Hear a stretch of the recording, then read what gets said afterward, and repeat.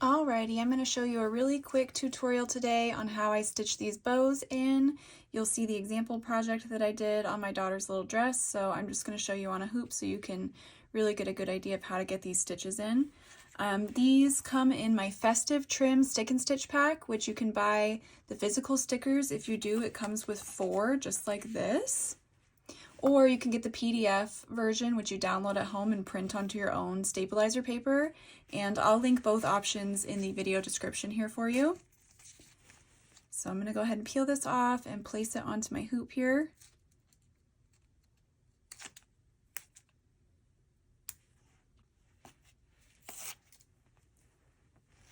Right there. And today I'm going to be using the colors just as an example. I'm going to use 3777, 712, 3773, 3011, and 522. And then I'm going to be using a size 22 chenille needle. And I'm also going to be using a size 5 embroidery needle. All right, let's do this. I'm going to start with all 6 strands of 3777. So I'm pulling off a length of thread that goes from about the tip of my finger to my elbow. And I'm going to use my needle with the larger eye, the size 22 chenille needle, and go ahead and just get all of your threads through the eye of that needle. And then tie off a knot at the opposite end. There are certainly fancier ways to tie off a knot at the opposite end, but I just do it the simple way. Okay, we're going to start by doing the string that connects all of these bows here, and you could leave them all together. Again, in the example project, I have them all joined together along the edging of my daughter's dress. But you could also cut each bow out individually and just place them randomly on a t-shirt or bag or whatever it is that you're wanting to put bows on. So if you are leaving them attached with this string, I like to do a candy cane string. And I'm just going to start with a back stitch. So I'm going to make a little straight stitch out to start. And what that does is it gets the knot on the back side of the fabric out of our way, so that now when we come back up, we're not trying to stitch back into a knot right there. So I'm coming back up a stitch length away. I'm going to pull through and I'm going to go back down through the same hole from the previous stitch. And then you're just going to repeat that all the way across. I'm going to come back up a stitch length away.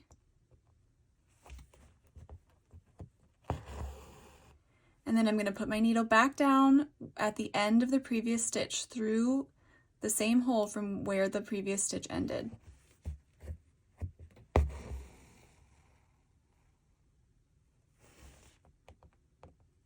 I'll make one more that connects it right up to this little first bow.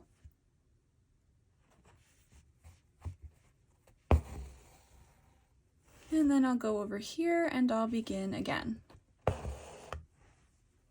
Just gonna make a little straight stitch to start, and then everything else is gonna go back. So a stitch length away and down through the hole from the end of the previous stitch. So go ahead and do that all the way across. One thing I like to mention is that when you're working with stick and stitch paper, when you are coming up through the fabric, it is helpful if you take your non-stitching hand and sort of pinch down on that paper and then also the back of your fabric right near where you're coming up through the fabric with your needle. And that just keeps the paper from lifting up on accident, because sometimes if you come up too fast, the paper will lift. And typically when the paper lifts, your needle gets stuck on the back of it, and that is why you get a sticky needle. But if you keep it nice and anchored down the whole time, you shouldn't really be dealing with a sticky needle too much. So I'm always kind of having my thumb right next to where I'm coming up through the fabric, and that just helps keep it down. The more and more stitches you make on your stick and stitch paper, the less this becomes an issue, because it's been anchored down already. But especially when you're starting off with a brand new little piece of stick and stitch paper or whatever you're working on, that can be a helpful little tip for you. finished going all the way across, so I'm going to turn this over. I'm going to run my needle underneath the nearby stitch to where I ended, leave a loop out like this, and then run my needle underneath that loop. Sorry, my loop got kind of twisted, so I'm kind of trying to make it look clearer for you. Okay, so I'm going to run my needle underneath that loop and then pull tight. If you're working on clothing or a bag or a tea towel or, something else besides a hoop, I would go ahead and do it 2 to 3 times. Make a little knot just so that it's extra secure. Next, you're going to take 3 strands of 7/12 or any white or off-white thread that you want to use.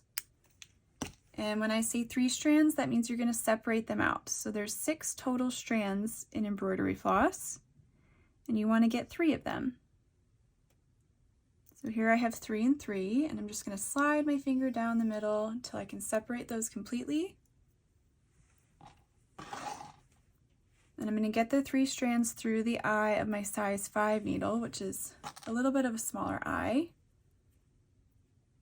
Tie off a knot at the end. And now I'll show you how to make this into whipped back stitch. So I'm going to start over here again.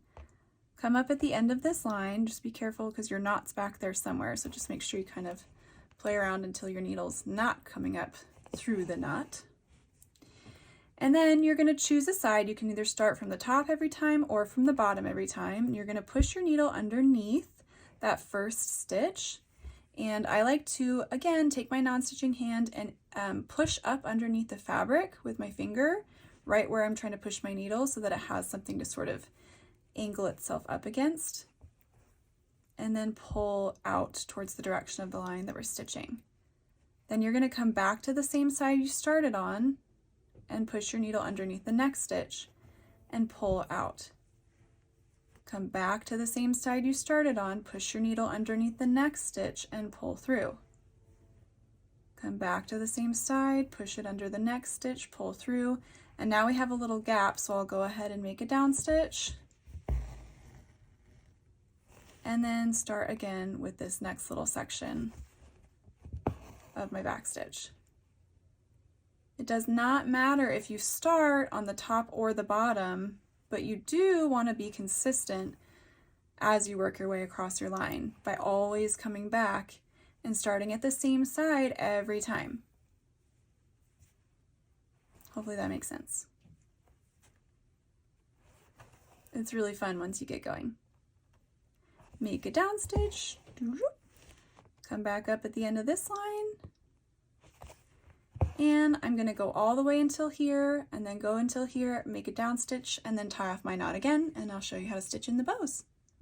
Okay, so obviously you can choose one color for your bows or different colors, however you want to do it. I'm going to be using 3011, 3773, and 522, and I'm going to use all 6 strands.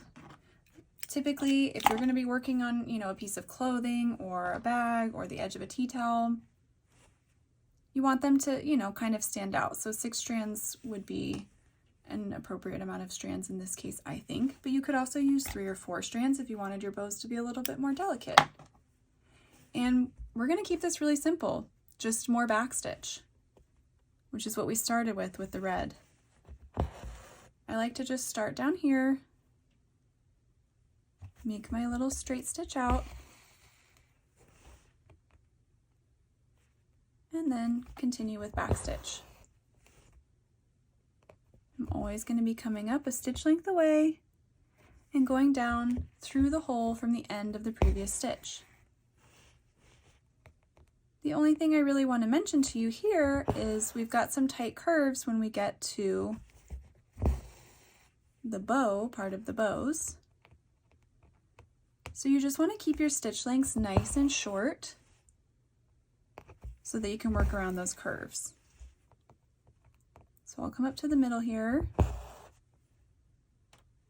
and then you can pick a side to start with. So I'm just going to start by continuing on this way, working my way all the way around here. Keeping my stitch lengths nice and teeny tiny.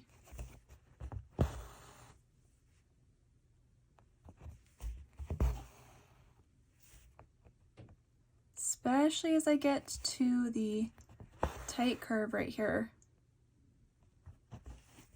I'm going to do one really small stitch right here.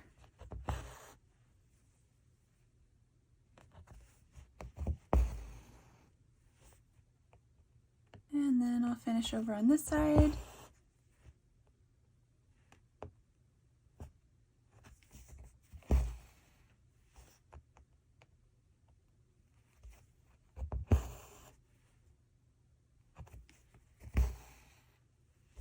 All the way back to the middle there. Hopefully you get the idea.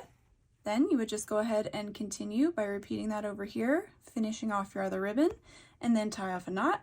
And then on the middle one, I'm going to do all 6 strands of 3773, and on this side, I'm going to do all 6 strands of 522, and I'll show you what it looks like when it's done.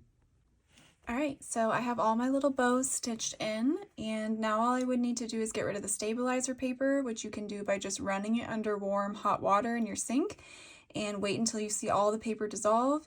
Use your finger to rub away any that might be sticking, and then let it dry.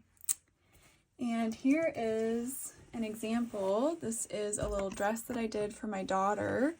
So I did it all along the edge right here, and it turned out so sweet. I will link, or I will put the colors that I used for these bows too, if you are interested, in the video description as well. But yeah, I think these bows would look really great. You could cut them individually and put them kind of all over a shirt or something like that.